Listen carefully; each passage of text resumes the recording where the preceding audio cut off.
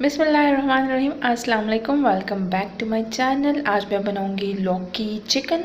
So let's get started.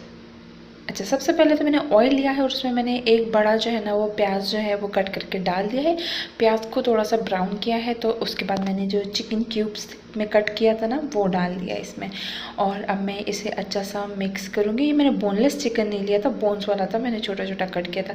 अब जब इसका कलर थोड़ा सा चेंज हो गया तो जिंजर गार्लिक पेस्ट डाल दे, टमाटर और ग्रीन चिलीज डाल दे। टमाटर 3 से 4 डाले थे मैंने।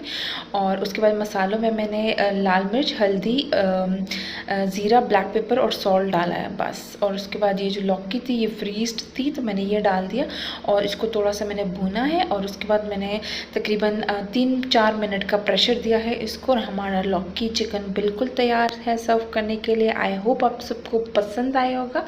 Thank you so much for watching. Take care. अल्लाह हाफिज़।